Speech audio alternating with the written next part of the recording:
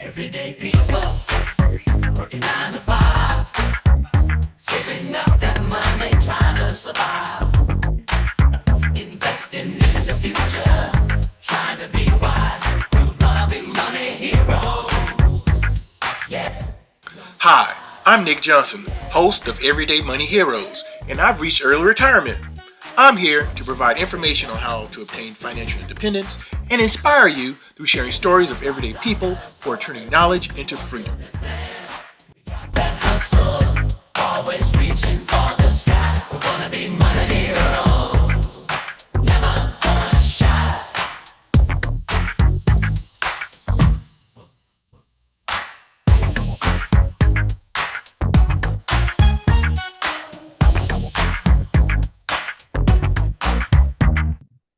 Hello, everyone, and welcome to Everyday Money Heroes, where we provide information and inspiration to people of all ages to take control of their financial journey. I am your host, Nik Johnson, and today we have Money Coach Bianca with us.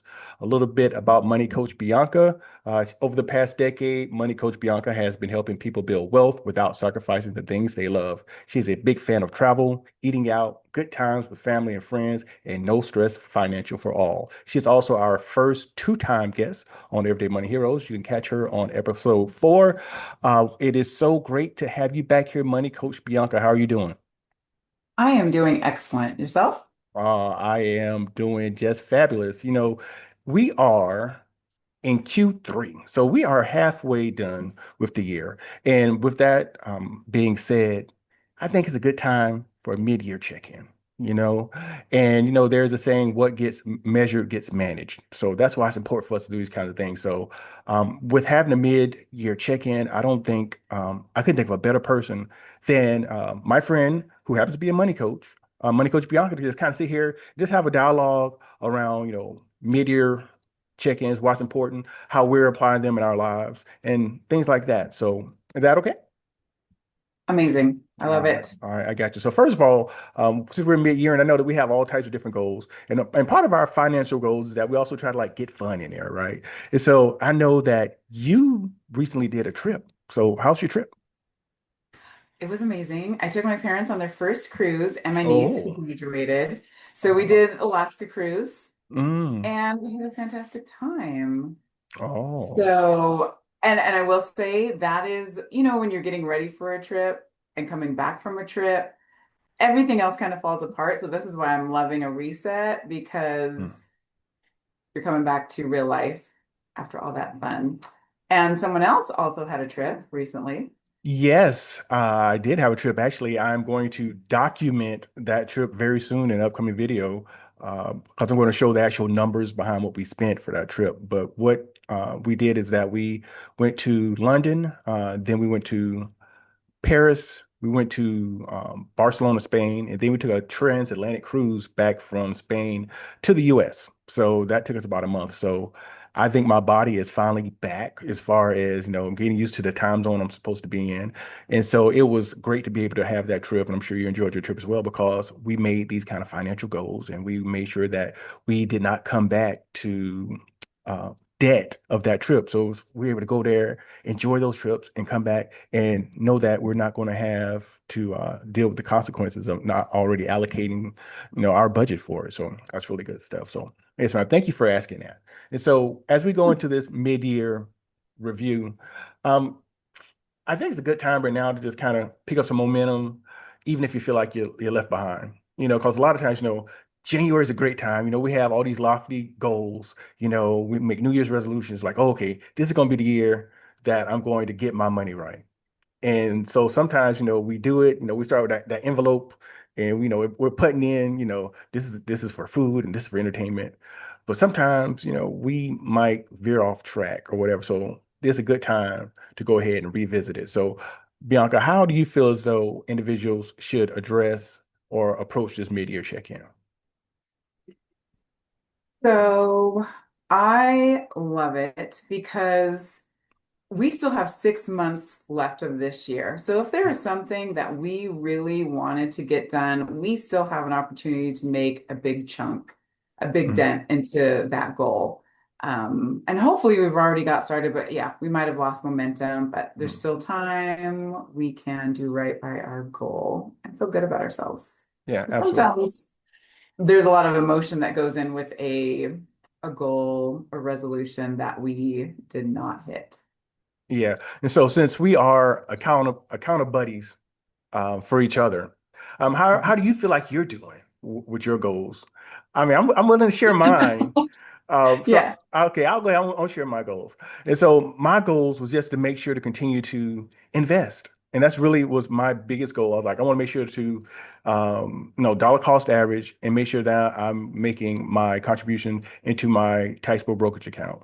That's really it. No matter if it's up, if it's down, I try to do it. So one of the things that is kind of tough is because I try to not get caught up in the market.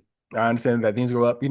Um, when was it in April? So January, February, March. So the beginning of Q2 was tough. When everything was going on with the tariffs and everything else, I saw a lot of pullback and a lot of things, and that could be disheartening to a lot of people. I know a lot of people's like, you know what? I'm not, a lot of people sold during that time, which I'm sure wasn't part Mhm. of their plan. And also, but some people they took advantage and they actually, purchased some things. So my biggest goals was just to make sure to continue to invest. Fortunately, I don't have a lot of consumer debt, so I didn't have a lot of consumer debt to do that. So just make sure that I am continue to invest in that, and to also make sure to continue to contribute to the UGMAs that I have for my kids. So make sure to continue to invest in those accounts for them, and that's really was my goals for this year. So, what about you? For sure. So I same wanted to continue to invest, but I did decide because I can I ask you really quick, how do you do your goals? Like, is this something you do in January or do you kind of plan for them in the year before? Oh, that requires too much planning for me to do them here before. Okay. So I do it in January. Yeah. No, All I'll right. take it So back. Okay. I I try to implement in January. So I say the back end of December. Like I start thinking about them and then like that's what I try to implement in January. So I'm sorry. gotcha. So I start planning for my year. I'm planning for next year, the entire year. I Oh, have my wow. 2026 that I've been going. And you know what I love about it is because it takes the pressure off. It's like, oh, I want to go to Paris. I want to do, I'll do it next year. As long as I Mhm. have it on my list for next year, I'm not going to worry about it. I'm not going to feel like I'm missing out because I'm just going to go in 2026. So like when I plan my trips, and that helps me like strategize credit card rewards.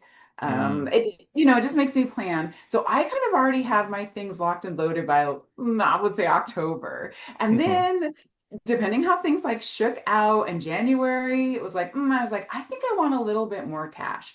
So I am maxing out a few of my retirement accounts, but there's other ones that I was like, I'm going to dial back and stockpile my cash, which I've been really good at doing Mm. consistently every month. So I have a little bit more sitting in a high yield savings account. So I do like to be flexible with my goals. So I feel like I'm nailing that. And I can always change my mind, right? If I want to put more towards that.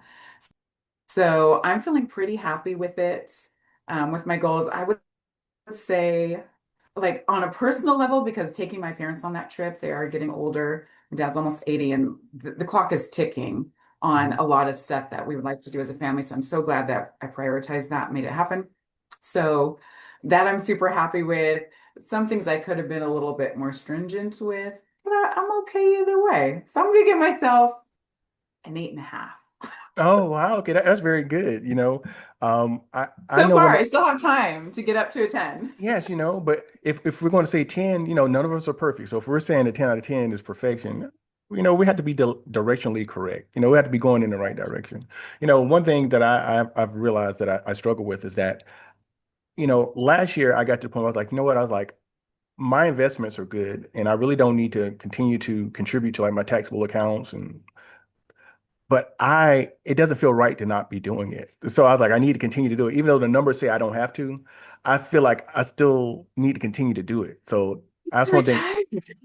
Huh? So you're investing after retirement. So you're just like It's you're just a machine at this point, an investing machine. it just does not feel right to not do it. Because even though the numbers say, okay, once you hit this particular number, if you, use the 4% rule and like all this other stuff and everything else, you no longer really have to contribute. I don't feel right not contributing, and I guess because I've done it for so long, I'm not as aggressive as I used to be by any means, but I still like, okay, I still have to contribute. So I'm still doing that. So, that's one thing I have to try to continue to do. So, one of the things, Do a polite golf clap to acknowledge you took your family, you and your wife took your family on a month-long European extravaganza, and you continue to invest while retired. yes, I do. And That's amazing. I was listening to somebody else's podcast and they had retired early and I heard them make reference that they were still like, yes, I still, I DCA, I still do, my weekly purchases of stock. I was like, oh, somebody else is still doing it too. So it's just, I'm just ingrained in me. So that's what I'm doing.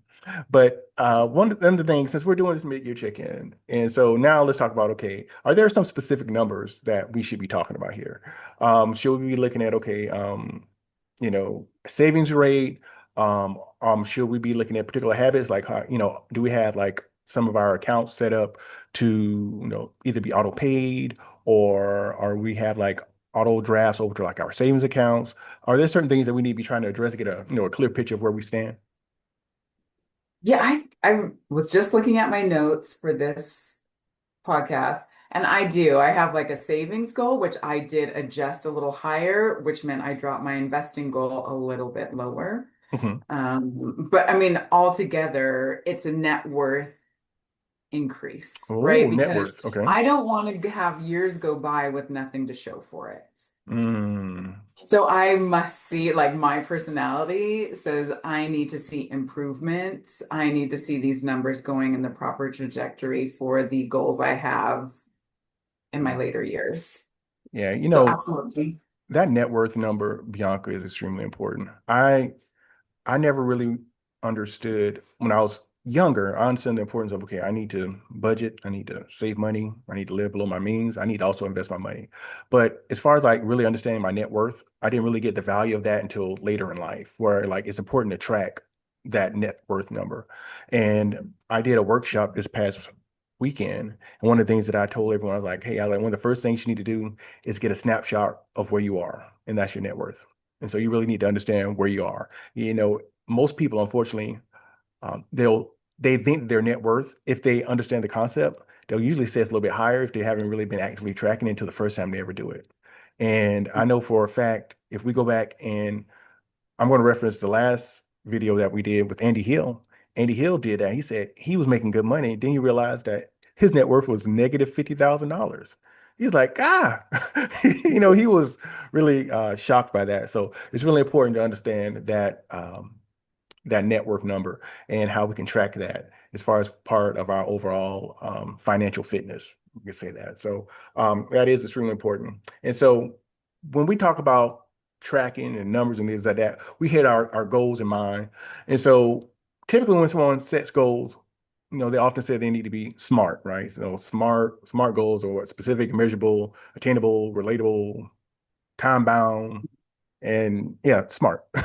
I am surprised I remembered all that. So it's extremely important. So when we go and we set our goals, like why are we doing what we're doing? And so when you go back to the goals that you made earlier in the year, kind of what was your mindset around your goals? I know when I did my goals, it was just okay, I want to continue to contribute to the market, whether it's up, whether it's down, and kind of keep that momentum going that I've had over all these years of still continuing to do it.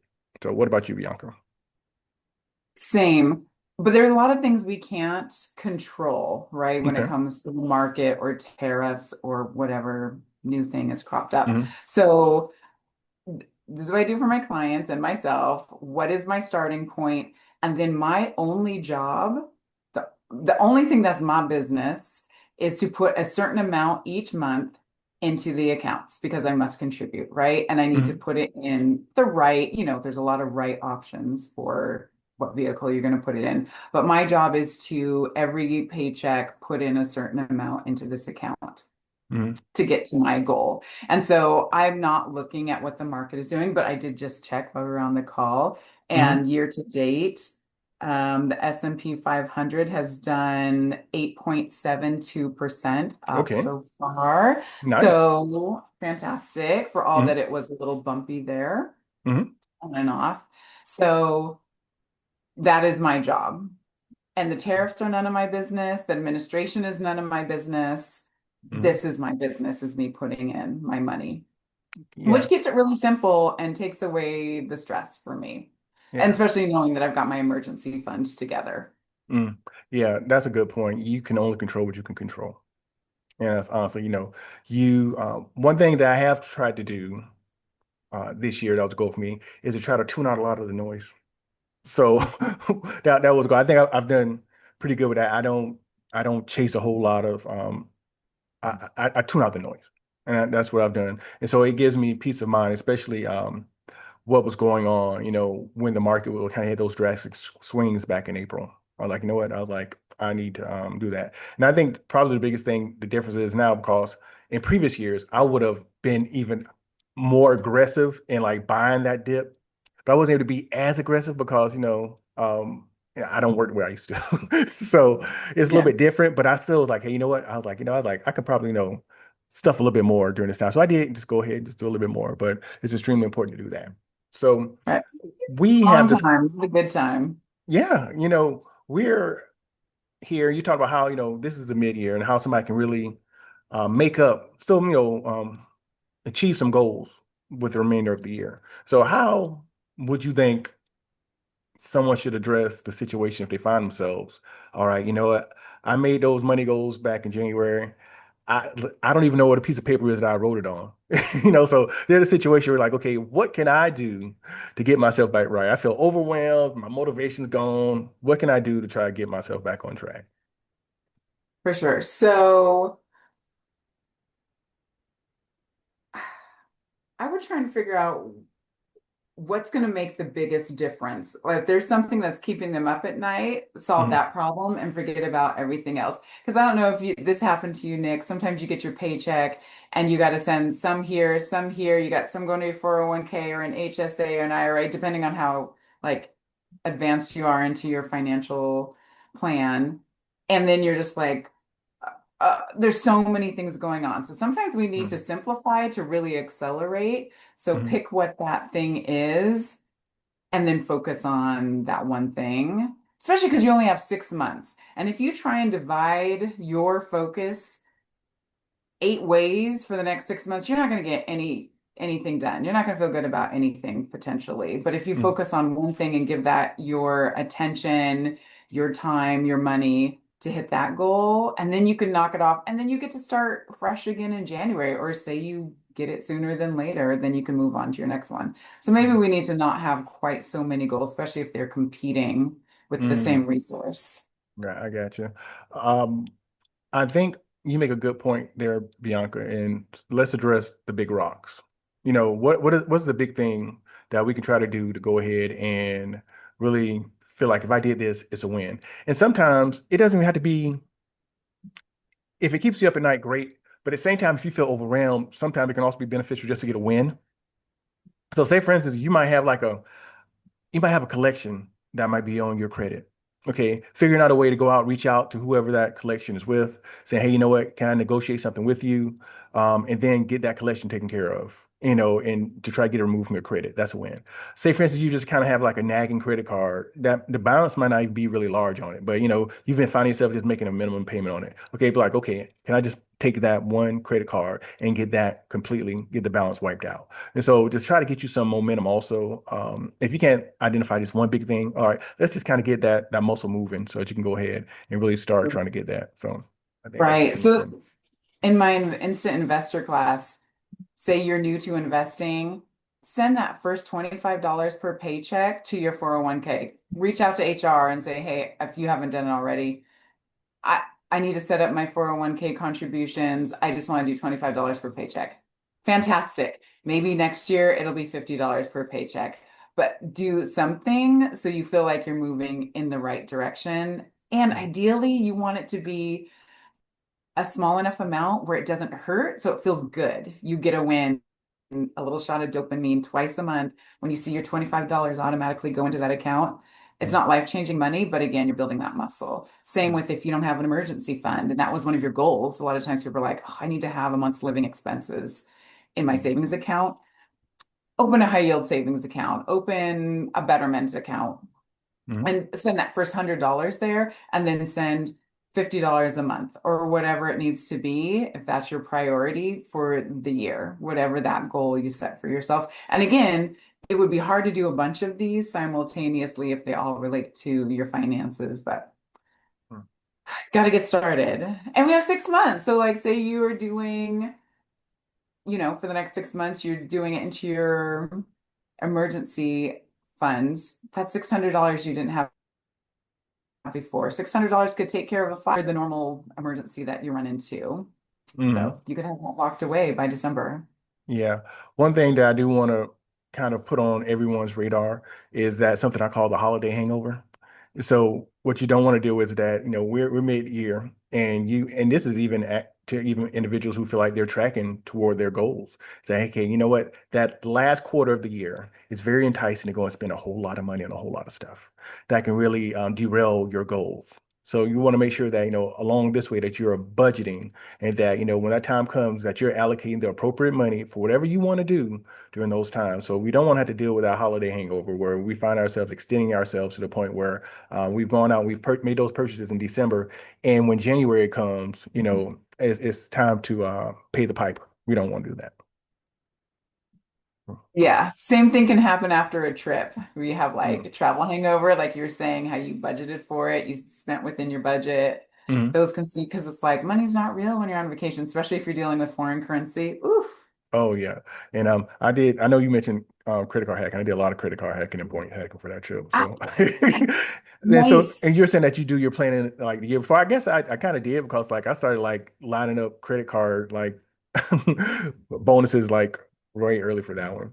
So Yeah, you gave me a tip about a credit card thing that I plan on using next year. nice. Yeah, right. Yeah. That's what friends do. We keep each other accountable and we share deals when we get them. So And that's sign what on bonuses. Let's do it. you have to. So as we go through here, we're doing our mid-year check-in.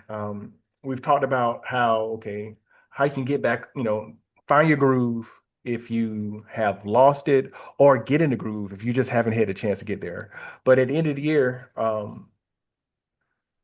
when we get to those goals, like for instance, you have goals.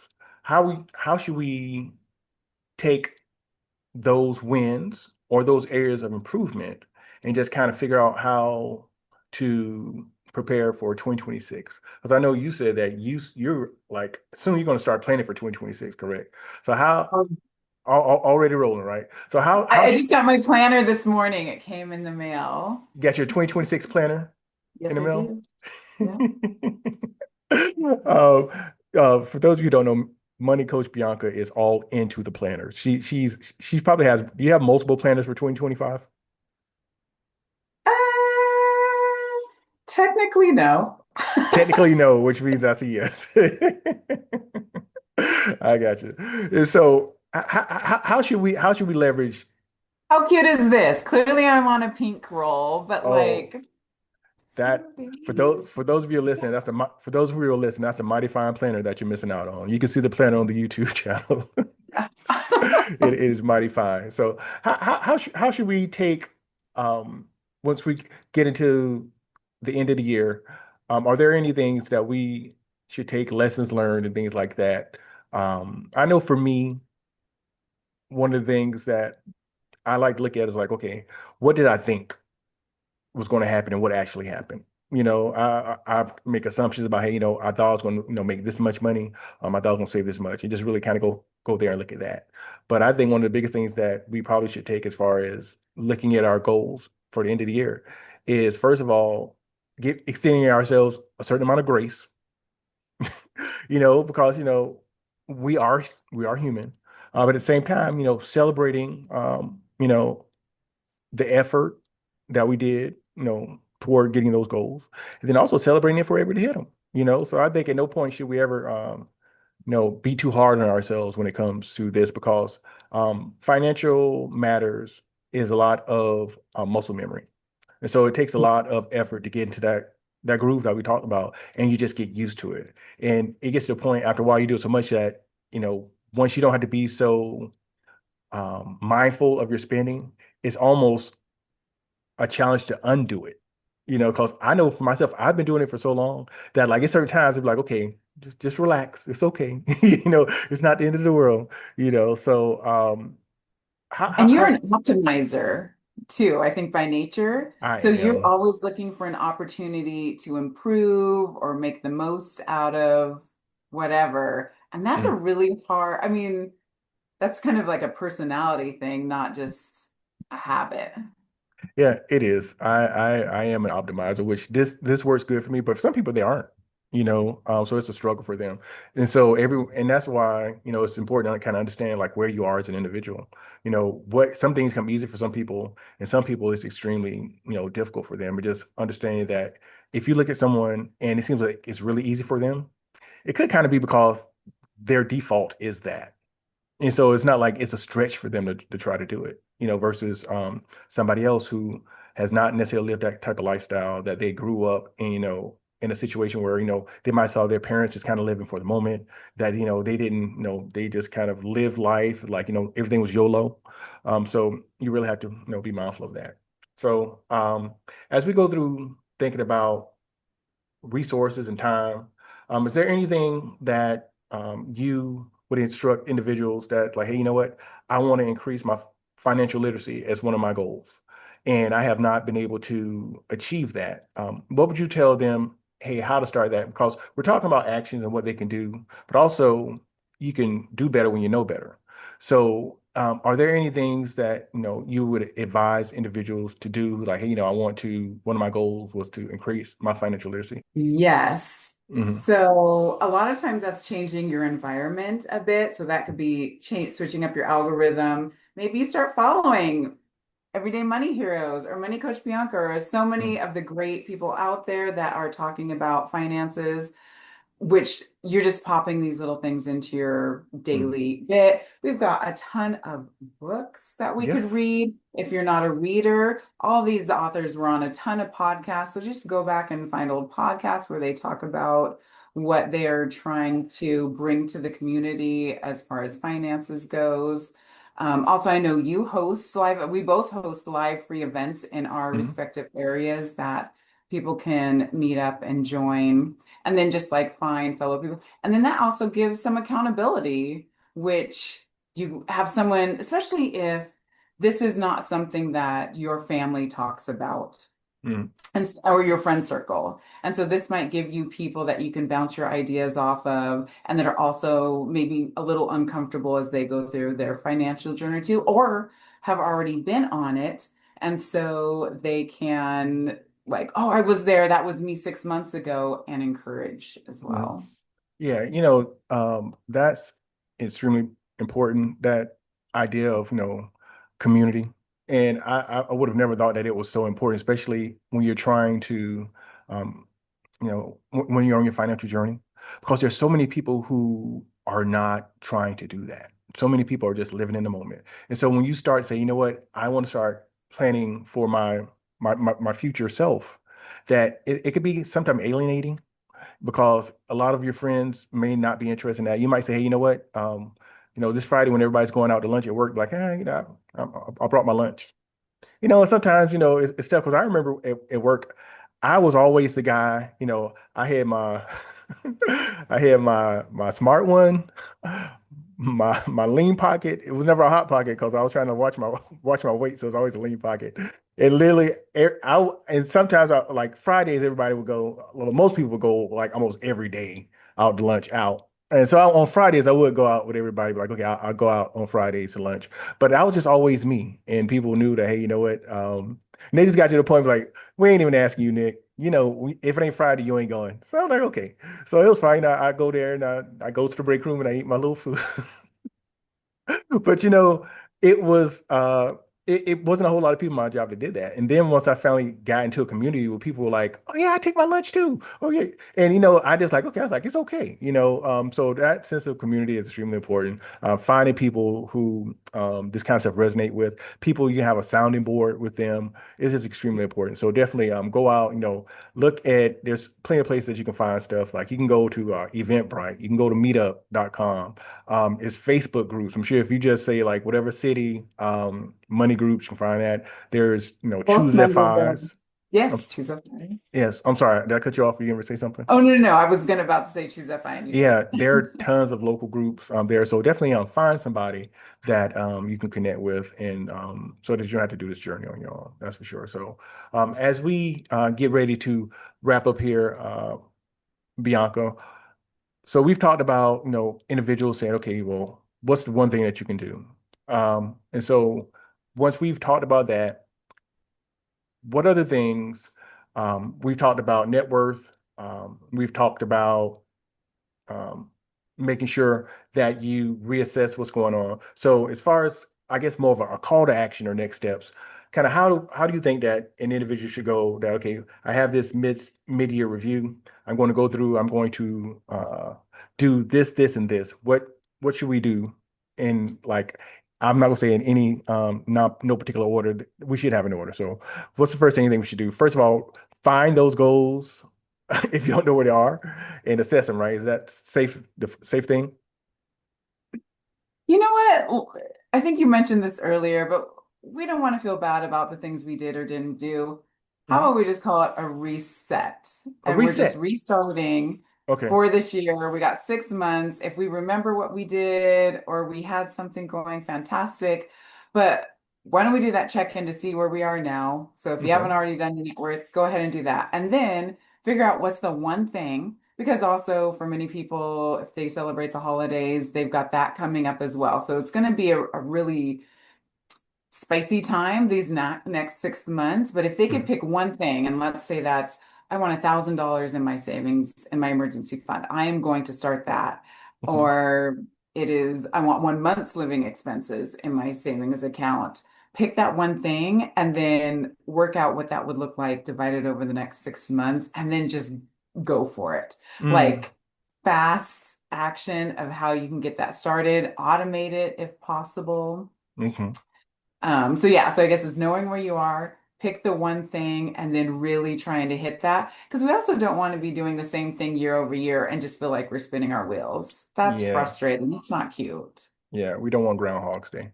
No. We don't. So I mean, Yeah. and I feel like it should be fun and you get that sense of accomplishment by crushing a goal. And Mhm. then you leapfrog it to your next goal as you become more sophisticated with your Mhm. financial life. And then you'll be doing all these fancy things like Nick over here.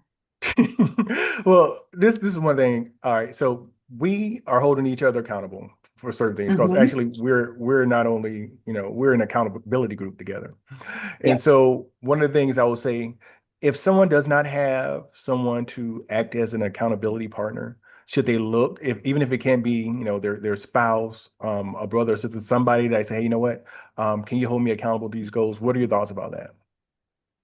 I love it. You have to choose the right person though, because Okay. you don't want someone who's going to derail you. Hmm. And, sort of like you don't want a workout buddy that'll be like, oh, let's just watch Love Island. Like, no, you're like, let's watch Love Island and then let's go for a walk for Mm, 3 miles, right? Like, let's do both, but let's not, you know, okay. otherwise you're just in Vegas every weekend and you're not hitting your goals. Okay. You know what? We Or could whatever probably, people do on your coastline. yeah, you know what? We could probably do a whole episode on how to vet an accountability partner. Because like I said, that's extremely important. You want to make sure that, they kind of have that common understanding, as far as, hey, you know what, you won't send me these texts like, hey, today's national, mimosa day. Let's go, It's It's Tequila Day. it It's is actually we're National recording Tequila Day. today's I don't know National when this will Tequila Day. air, but It is. So, you want somebody who's going to be there with you and not tempt you and and not, push you over the edge if you're already sitting there struggling. So that's a really great point. and you So want them to be kind, but also give you a little bit of a hard time when you yeah, drop the ball. yeah, you want that's the purpose of being accountable. Like, hey, you know what? You Yeah. said, you're gonna do this. So definitely that's probably a definite call to action is like, get a vet and accountability partner. Preferably, if you are in a relationship, it will be who you're in a relationship with because you can have kind of these paired goals together. But if Hopefully. if that's not the case, find somebody else who, of like mind and do that. And so all those places that we mentioned before, the meetup.com and Eventbrite, and they're just great places to go and try to find people who might have, that interest in trying to move forward and getting their finances together.